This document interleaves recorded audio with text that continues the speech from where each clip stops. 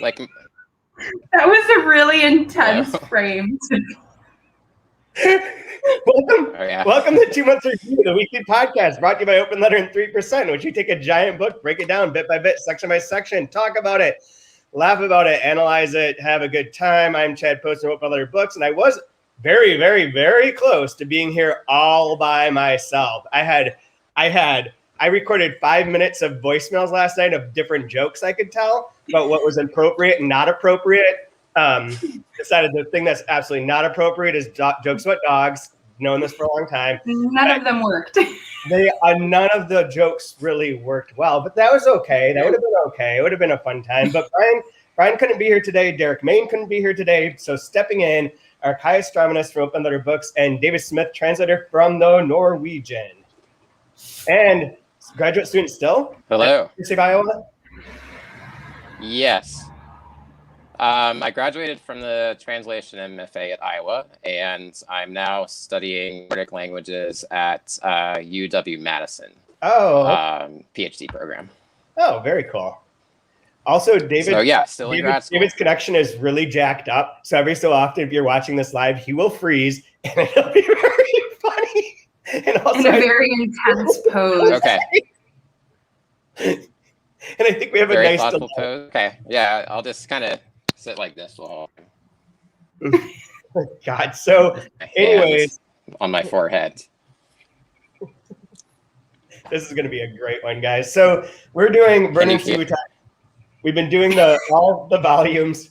We're up to volume 3 and through page 229 for today, which includes a number of parts. Kai, you've been on once before and had a chance to talk about Virginie Despentes. David, you have not, but you replied late night to a Twitter call for help, looking for a guest for today's show. And you said that you had read volume 3, and then you asked me to help you, remind you what sections it was, but I was checking my email today, so you had about 4 minutes to get ready. So why don't you tell us what you think of Virginie Despentes and Vernon Subutex and finish. Welcome to the 2 Month Review. Okay. I will tell you. So I first read Pretty Things at Iowa. Jan Steen, the professor there, one of his classes, a class of very contests, actually. So we actually voted on the class winner of the best slated book that we read in that class. Familiar. For me, we read Flights. Yeah. Oh, yeah, because you mentioned him on the podcast one time. Yeah, but he talked to me about using that because I use that for my class, and he talked about using it for his class as well. And what does that count as cultural appropriation? I'm white. Right. I'm a white male. You can culturally appropriate me all the time. I mean, I have no culture. My culture is fucking the world, and it's kind of a piece of shit. So if you want to appropriate this piece, use it, call it your own. Call it whatever you want. Please don't connect it back to me. And Jan, I also wrote an article for the thing that he edited for Cambridge. Oh yeah. But I loved Pretty Things, and I was related when I saw y'all were doing that Vernon Subutex this season. So I've torn through all 3 volumes already, and I also right after I read King Kong Theory too. So at this point, I'm basically just I will read anything this woman writes. I've just about decided just put it in my hands. I think she's super cool. I mean, she's just this rock and roll Kathleen Hanna type figure for literature. I feel like it's just so fucking cool, and yeah, she's awesome. I absolutely agree. The Subutex is the first. Can you hear me? The first thing I've. You're fine, David. Just believe, but just wait. Because you're on a delay. So I think that you're hearing us 1 second after we speak. Okay. No worries. I've listened very well. The joke about anything except for dogs. Oh, which speaking of, I don't think I missed it, but I still don't know what the cover dog is. I don't think we've hit that part yet. I don't think so either. I think it's gonna be one of Olga's dogs. That's what I thought too, but it feels like we could have gotten that already because it mentioned her dogs a few times. But Kate mentioned last week that it was like a different, I don't know. She said what it was, and now I already forgot. If she said it was a Schnauzer Terrier. Yeah. It's definitely like a Schnauzer Terrier-esque for sure. I just don't think it hasn't been mentioned yet. We have the poodle. You know what I'm saying? They're all the same. They all look the same. It's all the dogs. It's all of them. The difference between dogs is one's fat, one's small, one's active, one's not. That's the only difference. Most of them have 4 legs and 2 ears. The better ones only have 1 eye and 3 legs, but that's a personal opinion. Yeah. Did you say fetish? We're really reaching out to the furry crowd today, so I'm really into one-eyed dogs. Now that Brian's not here, this can go love a 3-legged dog. Love a 3-legged dog. But David, I agree with you. This is the first Virginie Dupont stuff that I've read, and I can't stop being absolutely amazed by just how she writes what she writes and all the little, and obviously, kudos to Frank Wynn, but all the little bits and the little details for each character. And I definitely, as soon, like you were saying, as soon as I finish these, I do want to move on to, first and foremost, King Kong Theory, because that's the main one that's been repeated over and over again with this season of the 2-month review, but also all the other ones. Like, I want to read everything she writes. So last week when we talked with absolutely. When we talked with her last week, we talked a little bit about how the section for last week was a little slower, a little less like gripping or compelling. Both her and Brian had like mixed feelings about it. We sort of like came to a way of appreciating it. But I don't know if you guys felt the same way about the last one, but how did you see that contrast with this week's 5 sections? Do you want to start, David, with your delay? Number 1. What was the question about the 5 sections again? How do you think it compared this week? David. You're on the delay. Well, as I told you, I finished. I'm good. Yeah, so I finished reading the whole volume a few weeks ago, so I'm not exactly sure how the preceding section was. But I revisited today's section. But there were, revisiting it today, there are just so many great moments that came up for me. Again, like, for one thing, just I love how the way that she writes about rock music. There's just some great music writing in these books. That's one of the great parts about them, particularly when Vernon is thinking about Motorhead. And I've got it pulled up here. He says, are these bands that you listen to, David? Huh? Sorry. Yeah, so I'll just read this quickly. So Lemmy wasn't a saint. Motorhead made music for guys who were thick shit and proud of it. For guys who never raised their hand in class, who didn't want gold stars. It was a rallying cry for retards, misfits, and incompetents. It was music that proclaimed, I'm happy to be a cretin. Lemmy was not for, I have the version, by the way, for swats and prudes. Lemmy is just a pathetic sex maniac who collected military memorabilia. It's just like so many great moments like that for me. Oh, you stopped right before it, though. You stopped before the part that I thought was really funny there.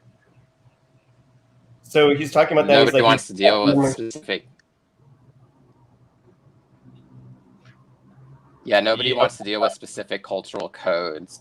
Everything has to be on the internet, has to be instantly comprehensible and completely without nuance. That would be almost a good line. It's my favorite line this week. I think I have a different. I have that underlined. I have that underlined as well, and in the margin, just like it's just.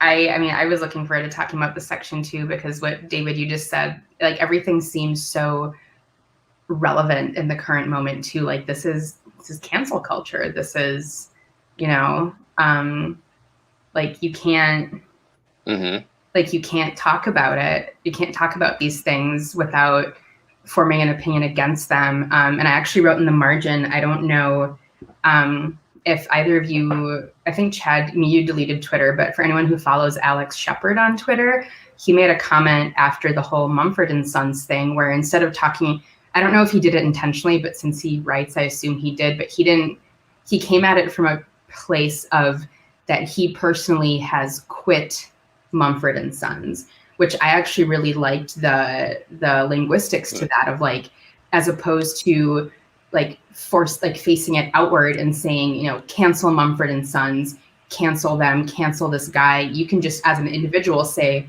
I quit them. Like I'm done.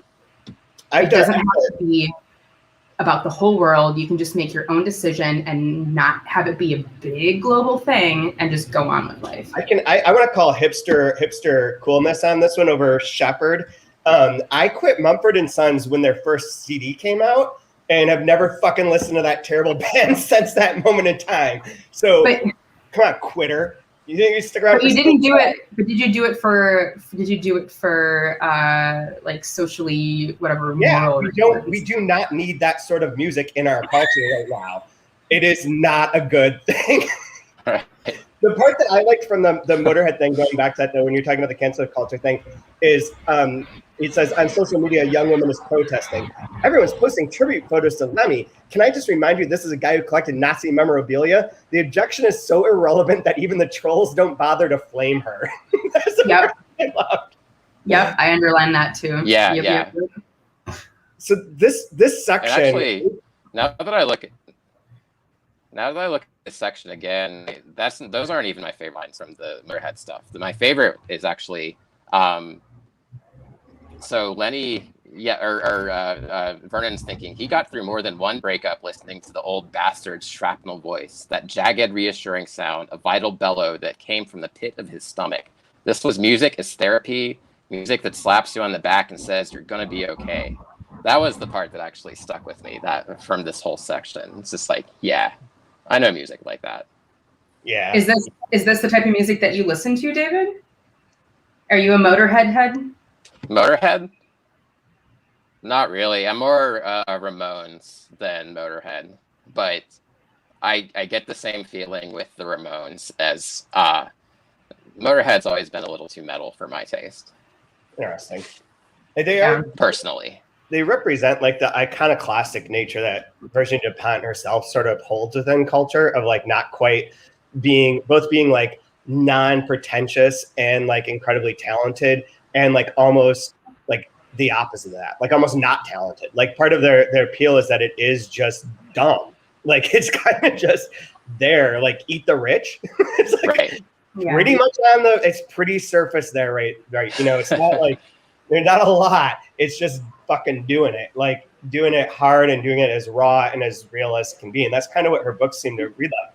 One thing to like try and encapsulate these 5 sections to give anyone who's listening a quick overview if you don't remember. So we start off with Pamela destroying the camp, essentially. Like the convergences, the camp gets ruined because of the money, which we sort of, Brian and I kind of foretold or talked about in various points in time, seemed fairly obvious, but there's a rumor that Vernon's like in league with Vera, I think that's her name. I always forget her name, to get the money and just steal away with it.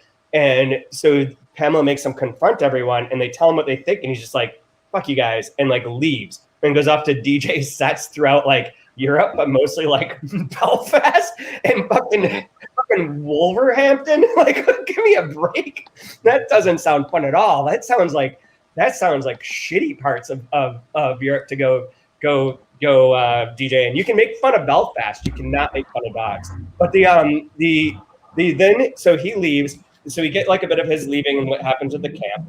But then we get 2 sections that really intersect in terms of like fear and terrorism. So you get Dopele talking about the fucking Walking Dead and about how he's still like traumatized by like Celeste and Aisha coming in and wrecking him and like tattooing him. And he's like fearful at all moments in time out on the street and out in places. Like the terror is in him. They are living rent free in his head and causing him great distress now. And meanwhile, then the next section, you have the Bataclan terrorist attack that killed, I just double checked, 90 people and injured 200. And so they're like the book never does things on screen. like a lot of things don't happen on screen. Like the attacks don't happen on screen even. You get like sort of the recurrence of it of is that Sylvie is trying to text her son and everyone's communicating with each other. She's randomly living with Olga, but that's a different topic. But they're talking about the aftermath where she's like, you don't want to wear heels anymore because you might just have to run. Like we're going to see Madonna and we may just have to like flee because those people are going to get us. And that was like where, when I was looking for like a line to pull for the title for this episode, is where you have Patrice being like, hashtag stop Islam and having like all this Islamophobia come up. And I almost wanted to use that as like a title, but I was like, that would get us banned from YouTube like rather quickly. You can't do that. Can't do that.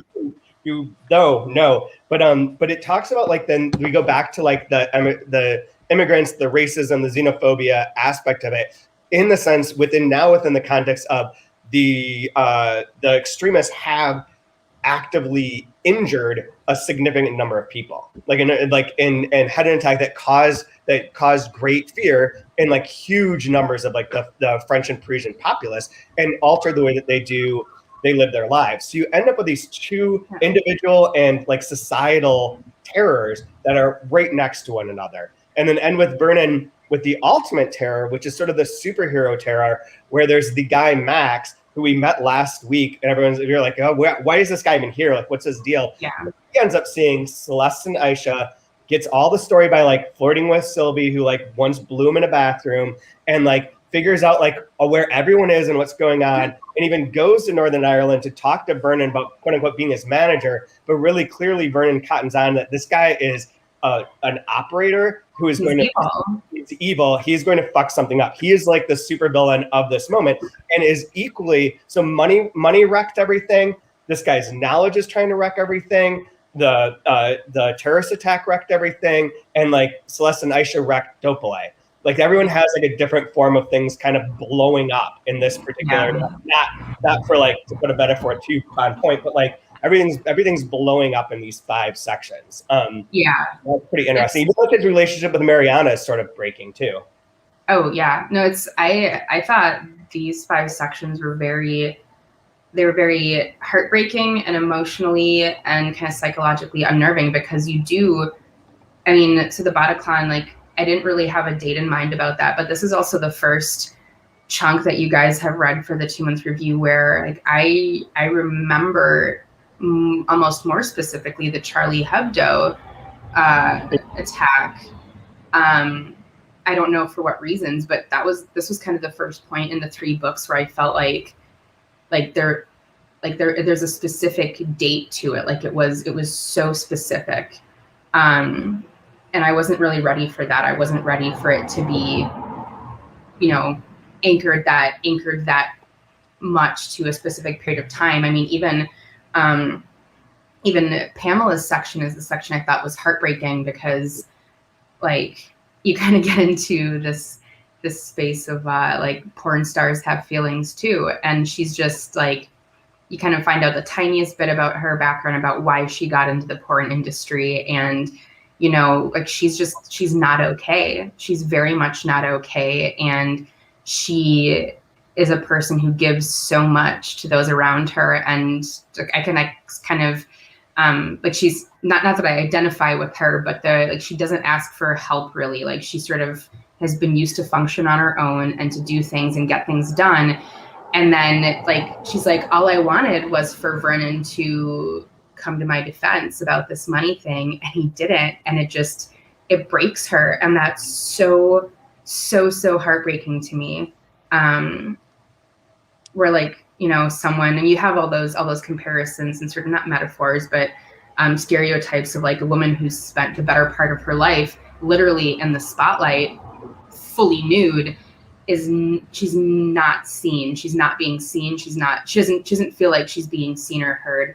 And also, but the one thing that I kind of found confusing is that when she's listening to the CDs and she's like, she's too young to remember a Discman. Like, how old is Pamela? like I grew up with a Walkman and then a Discman. Pamela, am I older than Pamela? Like, I'm not old. I don't think so. I that might be an anachronism in a way, because this one was like in 80. No, this one's in the 90s. Yeah, like late 90s. Like I had a Walkman in 94. I remember that because I had it on a trip to Latvia. And then the Discman came into, but I always thought that if Vernon, to be fair, if you showed me a Discman, I'd be like, what the fuck is this piece of shit? Like I never even had one because that just seemed like a terrible thing to carry around. I remember in high school, we'd try to like hide them under our books and between books and folders in class. And then you'd like run the headphone wire through your hoodie and just like sit like this. And so like into some baller Blink 182 and Green Day. Offspring, excuse me. Oh. Offspring. Yeah. I don't think no, Korn. No, Korn. it's sideways. It's sideways. Yeah, Korn also. I probably Korn had shows some, up in here so many times. I'm definitely using Korn and Madonna for the music this week. if it's not Freak on a Leash, just delete the podcast. God. Just delete it. That guy. Yeah, Korn. Please do not remind me what Korn sounds like. Oh yeah. I'm gonna start singing it. Just give me. I'll be Brian this time. Give me a second, and I'll get it for you. Some things that hate me. I don't know. That's for you, Brian. I was gonna ask. So I had two questions planned for Brian. One of which is like much more of a Brian question than this one. But what would you do with the money? I guess my question isn't what would you do with the money, although it is. My question is, does the money fundamentally destroy the commune, the convergence? Yeah. Like, is there a thing that you could say that you would do with the money that would not end up dividing and destroying that? Is money money is like the ultimate bomb in this sense for them, or is there some sort of game theory way out of like how to deal with it? Like the ideas that they throw out there are kind of okay and kind of stupid at the same time. Mostly stupid. The zombie movie, stupid. You can just get Doughboy to fund that because he's got a boner for zombie stuff, and for porn stars and for young women. Another thing. The other one is like give money to like give out grants to aging rock stars who never quite made it, which is like so uber depressing. And like it's like, I don't know, it's kind of like Poetry Foundation giving out grants to poets. Like, I mean, what's the point at this stage? Thanks, Brian, not being here. Cannot stop me. I would say I'll jump in. I think the best option is what it seems like happens is that Vero just leaves and doesn't give them the money. But I think there are three good options. First solution is Vero leaves, doesn't give them the money. Second one is they do Lydia's idea and just blow all 400,000 in like 1 week long like party, just blow it all and never have to worry about it again. And the third one is, something really sentimental, like either like giving it all to like that the park that they hang out to, like give it all to the city park fund or something, or like just like buy a plot of land and have that be the commune's location and name it after Charles. But just don't spend it, just invest it.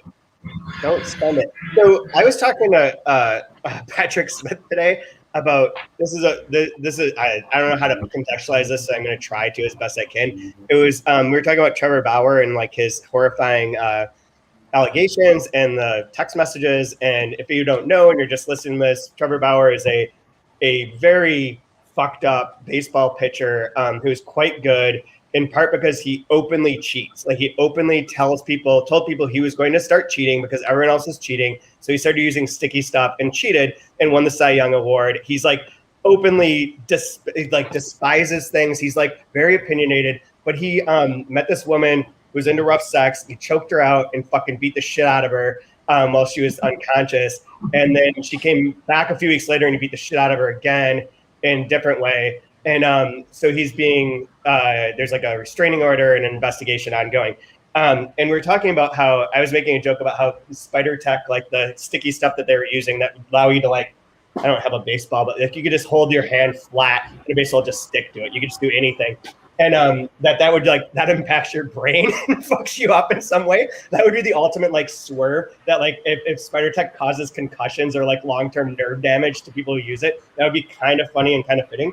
But then I was like, I would do any of that. That guy got $120 million based on cheating with this ball. And I figured out that if you got $100 million, you had $100 million after taxes, you could spend $2,700 per day for the next 60 years of your life.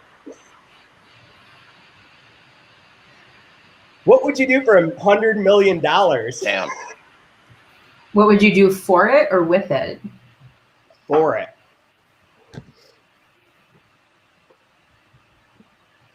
No one's going to answer this is $400 million? Or sell my ovaries to a rich person? I don't know. Like, I could bury someone alive. I think that might be the furthest I could go. I don't know that I could do that. Yeah, I don't think I could do someone alive. That's like if I had said for $100 million. Bad joke. No, that's like if I had said for $100 million, I would eat someone else's ovaries. That's no. Oh, there we go. You don't bury people alive. You don't eat ovaries. I would let. What about you, David? What would you do? To be honest, $100 million. Anyways, so what would David do? What would David do with $100 million? What would David do for $100 million? And what would you do with it? Oh man, I really have no idea. For $100 million, I don't know. I mean, would it be something that like is permanent and would like permanently kind of make having like $100 million kind of suck for the rest of your life? I mean, maybe. That's the trade-off, I guess. How much money does it take to really get out of trouble? I mean, rich people do this all the time. You don't think a rich person's buried someone alive? Like, I'm pretty sure. Right. You get to go back later and unbury them? Perhaps. Maybe after a certain period of time. I mean, is this like, I'm going to stop myself, but I was going to say certain famous people, if I said X person buried a human alive, you would say maybe. Like, I don't want to say them because I think that this is actually legitimately slander by being on a public television or public station, so I won't say anything, but think about it. Just think about it for a minute. Well, I think you phrase it as, I could see so-and-so burying someone alive. So-and-so burying someone alive. I'm going to do it. Right.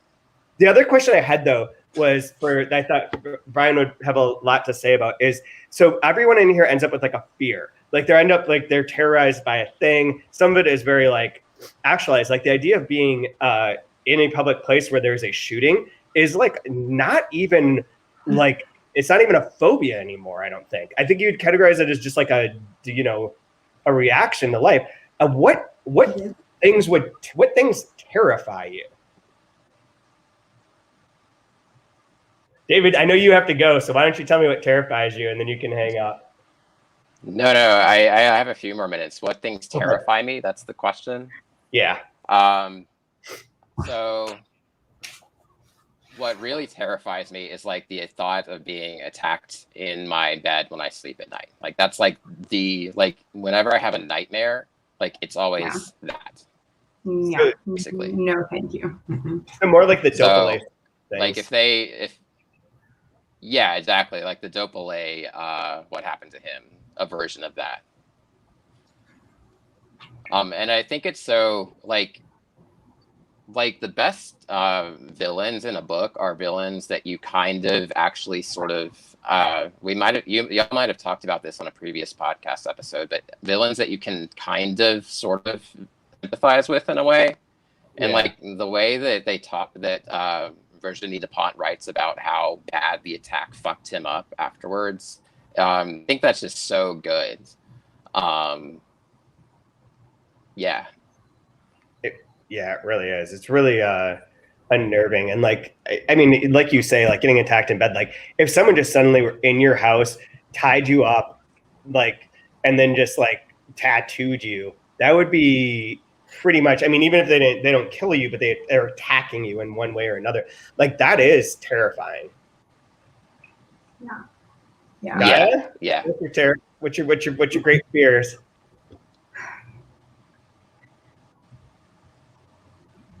I mean, I have to agree with that one. Like I have a lot of like waking nightmares, like the ones where you feel like you can't move and you feel like someone's in the house. A lot of mine are like, there are some terrors of that. It's a lot of like someone coming into your space, like getting into your space. But a lot of what terrifies me in those nightmare scenarios is like kind of not knowing what the outcome would be. I mean, there are ones where I'll hide under the bed, I'll pretend to be asleep, or like try to get out the bathroom window or something. But I mean, I was in Oxford one of the last times some shit happened in London, and I was like, am I gonna get home? Am I, when I go back to London, are things gonna be okay? I was in Egypt many years ago, and we were going to go on a tour up to Cairo to the market there, and there was a suicide bomber in the market like a day and a half before we were supposed to go to Cairo. And I mean, I guess that's it. Like one of my things that I'm terrified of is that, like, the closer you are to those things that happen, like when is the time that you're going to be there when it happens? Like when is statistically, when is it your turn? And that kind of, I'm bad at math, I'm bad at numbers. So it could be tomorrow, it could be 50 years from now, and I that terrifies me. I don't like that. Yeah. Understanding statistical thinking makes a bit of difference with that, but probably not a lot. The other is like, so you have the individual fears of like, there's a book that we published at Delkey reissued called Magnetic Fields by Ron Lowen. What's his last name? Lowenson. And it's got a few parts to it, but the first part is about a guy who breaks into houses and doesn't really take anything. He just fucks with the shit enough so that people know that he was there. And like they'll like dump an ashtray on their back, or like move a knickknack into a different place. Things that are like just unnerving enough so that you feel like someone's been in your space and inhabited your space when you weren't there, but really, and you don't know what could have done or what happened, but you know that someone had been there. So you have the individual one, then you have the public, like there. It's always like it's like not even a fear anymore. It's just like a daily thing of like, man, anyone can walk onto our campus and just like lose their shit. Like mass shootings are so out of control. Like, like we made this joke way earlier, and it's not a joke and it's not funny, but it's true, is that COVID ended when mass shootings started back up again. Like the pandemic was over when there's a mass shooting every day for like a week. Right. And you're like, well, I remember those. That hasn't been around for a while. But then there's the third one of like, right now it's 118 fucking degrees in Portland, and it's not supposed to cool down until like the end of the month. Like that is also a fear that like I was thinking of when I started framing this of like oh shit, what's the name of the movie? The Lars von Trier movie with Kirsten Dunst in which the world ends. Melancholia. Like the sudden ending of everything. That it's not just like you're screwed up or you are in the wrong place at the wrong time, but like there's no possible escape. Like there's no way out. Like what terrifies you, Post? That. So I give you that's the triptych. That's the one. Is that the Planet X suddenly smashes through us one weekend when we aren't expecting it, and suddenly there is no more. That and banana slugs. I fuck those things, man. Those things are gross as shit. I hate those. I'm also not a huge fan of broken glass because if you inhale it and it like gets stuck in your lungs, like you just bleed out. It just like holds your lungs open. You just bleed out your lungs. I'm not cool with that. That doesn't sound like fun. Don't like snakes, but those aren't real fears. Like spiders can go fuck themselves. Final solution for spiders, I say, just get them out. Melancholia. I'm cool with spiders. It's ticks that get me. Ticks. I don't like leeches. I always think that leeches are gonna like, no matter what you do, they're just gonna like keep like going in and just like they're gonna get in and you're never gonna get them out. Oh God, Jesus Christ. That's disgusting. Yeah. With that, I probably do have to go now. Bye. Bye. Sleep well, David. Let me just don't worry about anything. Everything's okay. Everything's perfect. This is why people I'm gonna have nightmares for the next week now. Alleviate their fears. A dog will protect you. A dog knows when something's wrong. Let me just say my favorite line real quick.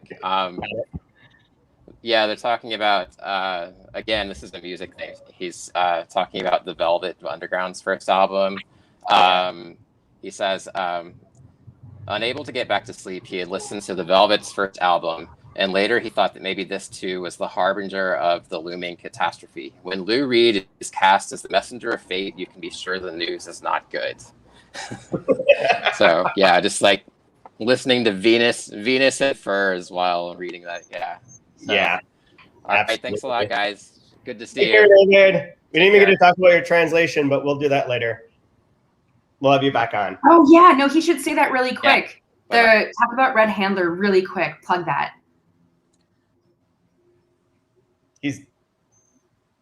What did you say about the Red Handler? Plug it. Plug it. Yeah. Okay. So, I guess next year-ish, it's going to be coming out from y'all. A really imagine Pale Fire by Nabokov meets Monty Python. That's like the one sentence tagline for this book. Like shitty Nordic crime fiction meets high literary annotation. So it's good shit. And you have that to look forward to in my translation and from Open Letter Books, probably, like next year sometime, right? Something like that. Next year. Yeah. Sounds like a plan. Something like that. Cool. All right, thanks. It's going to be awesome. It's going to be so awesome. I'm so excited. Yeah. Take care, David. Thanks for coming on. Thanks for saving me. Bye. Actually, thank you for saving everyone else. I could have made a lot of bad jokes. So I don't know. Is there anything else in this section you wanted to talk about, Kaya? Yeah, actually, I want to talk about Dopele. Okay. I mean that's also where my favorite line is, but Dopele he continues to just be such a shitbag. Yeah.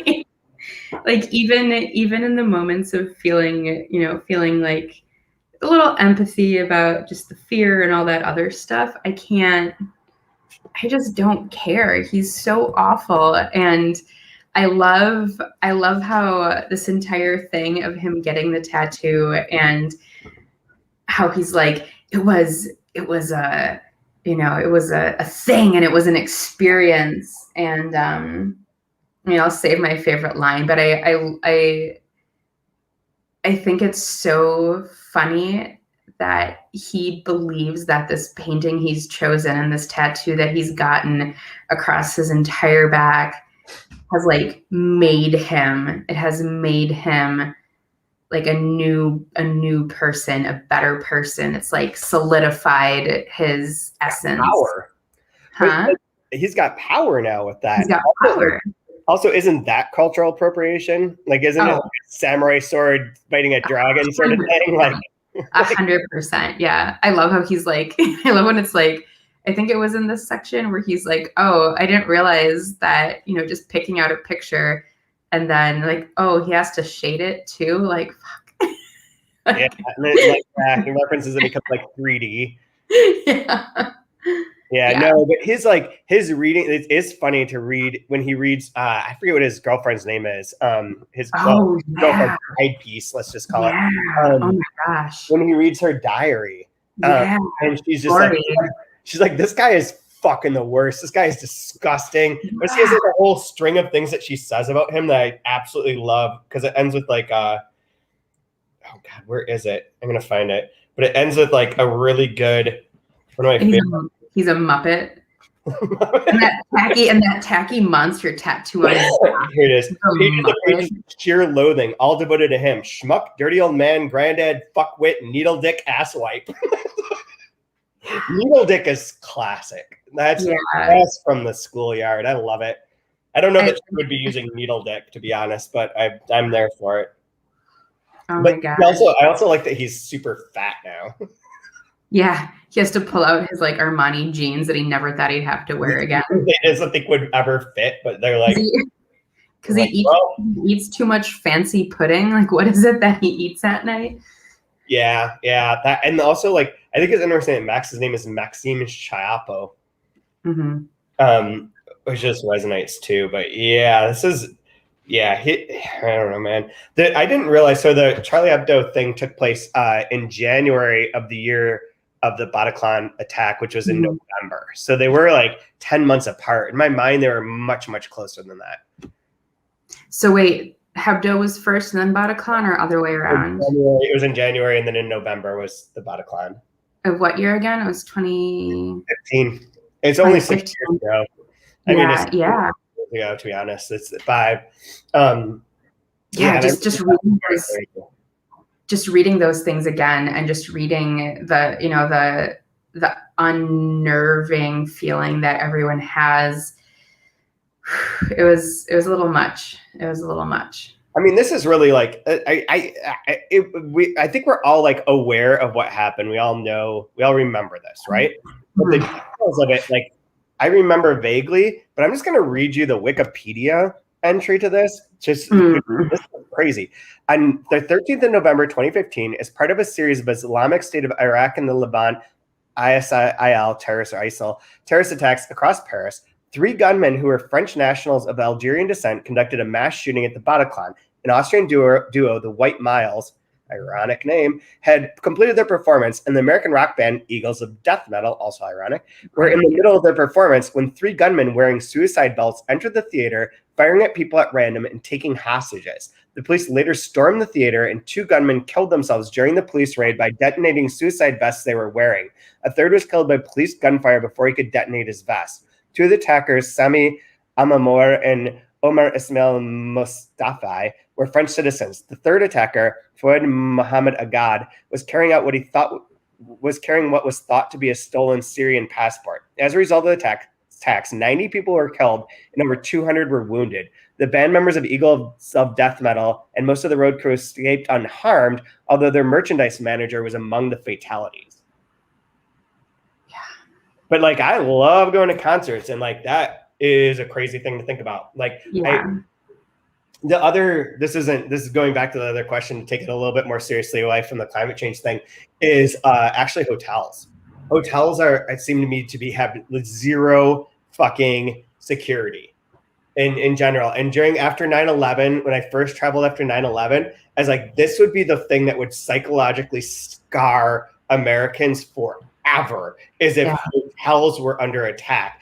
And it seems so easy. Like, this is like a horrible thing to put into the universe, unless it's like, someone fucking prevent this. Just make it a little safer, because like it feels just like a little Wild West and a little terrifying. So a hotel attack is essentially what I'd be most afraid of. Yeah. Yeah. I feel like there was one though among that time. It was somewhere, it was in like Egypt or in that part of the world. But yeah, all of that just, I'm terrified of being trapped somewhere. Like, well, that's what it is, like being trapped on the other side of the world during COVID. No. Just in any situation where like you don't have an exit. Like you're either gonna, like in the concert, like the Bataclan, like either you die or you don't. Like you don't really escape. That's terrifying. I forgot there's a couple more things that are worth noting, just as like plot points or whatever that are interesting. Like Sylvie finding out that her whole fortune that she was expecting was all a fucking Ponzi. All a ruse. Yeah. Yeah, it was where she finds out, like, after her mom passes, she goes to ask for like money essentially after her ex-husband cuts her off because Lancelot, which interesting name. Terrible name. I didn't realize that was we've gone. This is the third book, and we're just now finding out what her son's name is. No. Oh, is it? Okay, then it's the first time that she comes up. It's mentioned, but yeah, Lancelot's a shitty name. You know what Lancelot's a good name for? A bearded dragon. A dog. Lancelot's a good dog name. Okay. Especially if it only has 2 legs. It just like pulls itself along on those wheels. And it's like, I'm Lancelot. So like her mom, so she goes to ask for money because her ex-husband's like, I'm not paying you anymore. Like our son's in college. You don't get any more money. Like you're done. And she's like completely unprepared for this. And there is like a problem. There is a social critique, subtle social critique there of like a woman in her like 40s going back into the workforce after a kid that goes to college, where she's just unemployable by like essentially everyone, and has been like literally living off of both her ex-husband's money and then the promise of this grand inheritance. And then when she asked for the inheritance, and her mom's just like, yeah, no, I don't think so.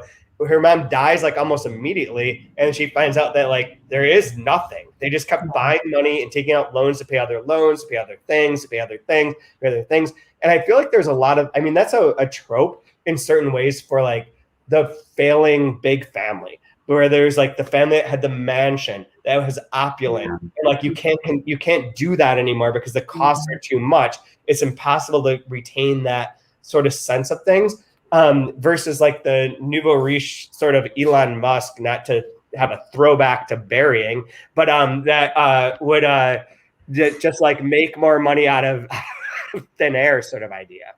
Yeah. Like they would never end up in this situation because they don't own things that are like historic. They just like are taking advantage of things of the moment and using fake money like Dogecoin to like try and create new wealth that's not even fucking real. It's just all on paper. It's exploiting in a wholly new way. Yeah, I guess. So we've mentioned this before, but you had a grand Dogecoin success of investing $25 and making a couple $1,000. Well, there's a story in which a guy invested $10 in this random cryptocurrency, went to bed, woke up the next day, and was a billionaire in that. So you've got a long way to go.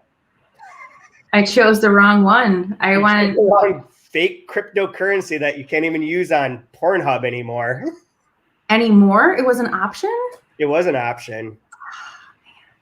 Yeah, they had to shut it. They had to shut it down because it's. Yeah, I blew my wad on a plane. Like trafficking women and stuff. So with Dogecoin, it's all just like literally criminal activity that you're like funding and destroying the environment without question. Like just wrecking it, and people are like, "Oh, I don't know, man. I can buy some like cool Pokemons." Can't buy porn, gotta buy Pokemon. Can't buy porn, but you can buy a Pokemon gym trainer. You gotta catch them all. Something you can catch them all. So that's one point that was in here. The other is the Hyena's relationship here, where Hyena in her arc and her character arc is in a difficult spot. That's worth like pointing out because she now Dopele knows that she knows is connected to everyone that attacked him. That's a problem. She also with Pamela and everyone was like, we should not spend the money, and it's kind of on the outs for that. And so it ends with like this section ends with Vernon being like, well, I'm sure that the Hyena is going to want to know about Max because I know Max wasn't there for like good intentions. Max was there because he's fucking doing something like nefarious.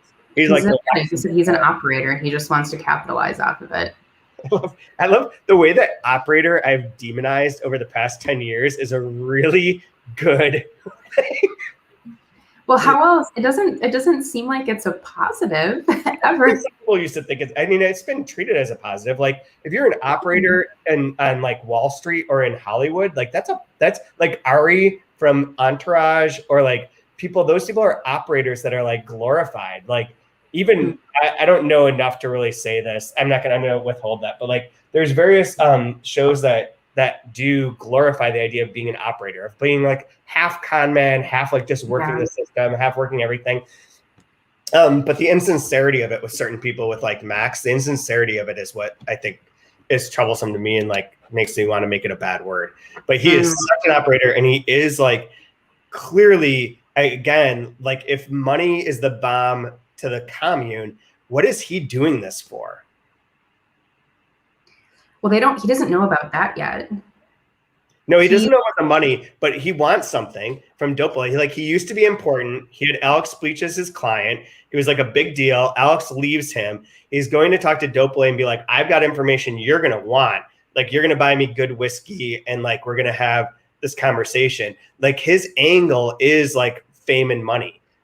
Yeah. I mean, I felt like there was an element of kind of revenge against Alex Bleach. Like, Alex is dead now, so Max can move in on the people who he really cared about, you know, his friends, Vernon, and all these people, and manipulate them and gain something from it. Interesting. And also, that's just what he is. He's a shit stir. Like, I wouldn't be surprised if he tries to team up with those girls from Bordeaux who were shit stirring at the camp. Like, they would be more than happy to. But that's the other point that I think we should like talk about for a minute before we end is that Vernon shit doesn't work anymore. It's sort of like there are certain UK publishers whose shit works in the UK and doesn't work in the US. And like his shit works in the commune and doesn't work outside of the commune. And he references several times that like there's two elements to it. One is he's like, the drugs, people are just getting fucked up and waiting for techno. Like, it's blocking everything. It's like an elephant in the hallway. Like, you can't get around it. There's nothing I can do. And the second is that maybe those waves were part of it. Maybe Alex was like stuff that he's not using anymore was actually like impacting people, making them that. Or it's just that the commune was the convergence. I keep calling it a commune because it kind of was, but like because both, no, because like they didn't all. There's certain people who stayed, but not everyone stayed. Like I think commune is more like everyone that's on the commune stays on the commune and like helps them. Whereas like the convergence is like people are coming to see this thing that you're offering and allow you to sustain that for another X number period of time. So maybe the convergence was special in terms of like the alignment of people. Maybe it's not replicable. The idea that something is not replicable is terrifying to like the late capitalist system, because anything that like is a success, you want to replicate. Look at Doppler talking about The Walking Dead. He's like, how do I watch this Walking Dead show all the time because I need to break down like how it works because I can replicate it and make money and make a TV show. Everything needs to be replicable. And that's a success. And if his thing is not replicable, that's like literally damning to the system. But so there's three options again. Absolutely. Maybe it doesn't work, it's not replicable. Two, it is the binaural whatever beats that girls are doing. Or which I buy into. I think that's like that megahertz stuff that I listen to sometimes. Yeah. It's the Dan great Deacon for hangovers. Oh my god. I forgot what the third one was. Drugs.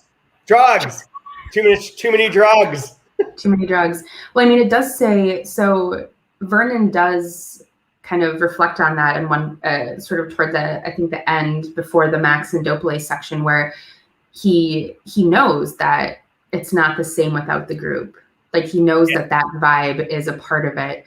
I may have misunderstood. I thought that he had. You're making it sound like he left the Alex Bleach tapes behind, but I thought it was that he intentionally stopped using them because he realized that outside of the controlled environment of the convergence of the commune, where you leave your cell phone, it's kind of like it's like being invited to a secret club. Like, you follow the rules. There's the whole process to it of leave your phone, leave your stuff, bring some crackers for Olga, get on a train, wait for this car.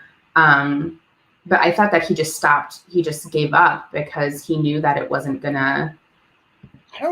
I'm trying to find. I think there is like he has 2 sections. Vernon's in 2 sections of this section that we're talking about, and I think it's in the first one where he does reference that he watches earlier on that he watches the girls from Bordeaux like tweaking them into things. And he's like, I love watching sound engineers because they're like looking at shit that no one else can see. Like they literally are like doing a thing, and that they can like.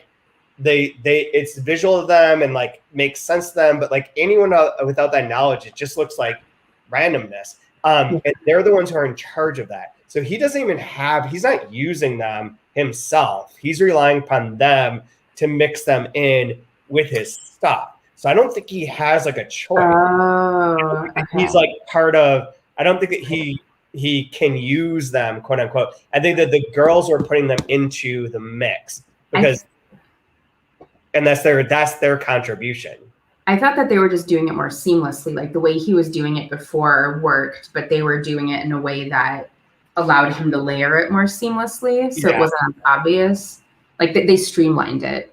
They streamlined it, but like there's something he says something about not using it. You're right, but I can't remember what exactly it is. Oh, his thing about performative. Oh, this is also interesting. His thing about performative security.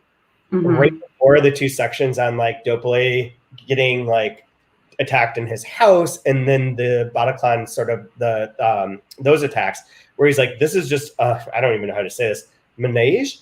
The word that pops in the Vernon's head is performative. It is when he's heard several times at the camp and pinpoints the speaker as belonging to a particular social class. Performative. Here, taking off his heavy black leather belt, then leaning against the conveyor belt to take off his old red boots. He feels as though he's being stripped of his armor, as though he's being subjected to a special ritual. Performative. He is forced to move forward in his stocking feet with the rest of the passengers, all of whom are subjected to the same humiliation. The security officer points to a bag and asks its owner to follow him and witness its complete evisceration.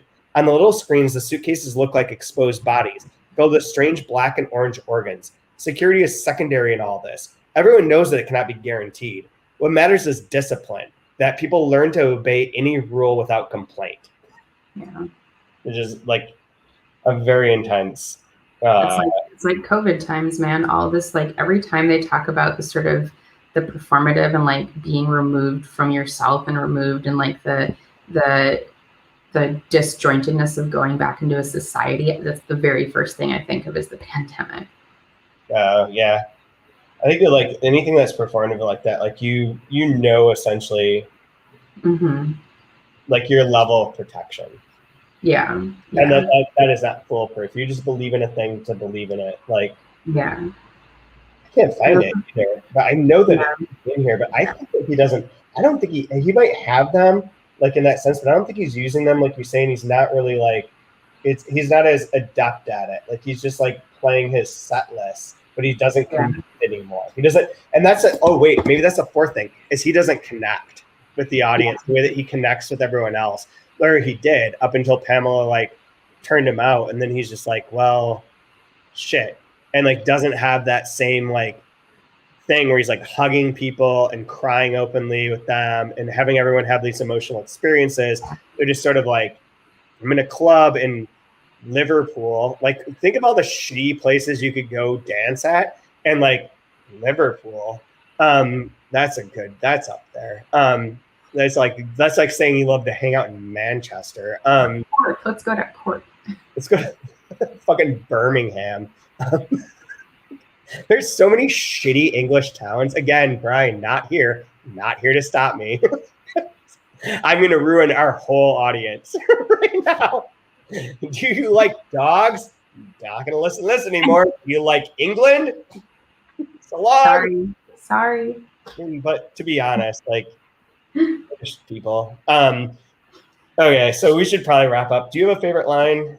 I do. So page 214 near the top, I really love how Doppler is leaning into this terrible tattoo on his back. I love it. And it's where he's getting ready to meet with Max, and he's like hyping himself up for it, right? And so he'd showered, shaved, and dug out the old Armani jeans he had stuffed in the back of the closet, convinced that he would never again be fat enough to wear them. Before slipping on his Dior Homme shirt, he stood in three-quarter profile and glanced at his tattoo. The fuckwit, being Max, who sent him that email, had better watch his step. He doesn't realize he's messing with the guy with the tattoo, a modern-day mobster. Dopely will eat him alive.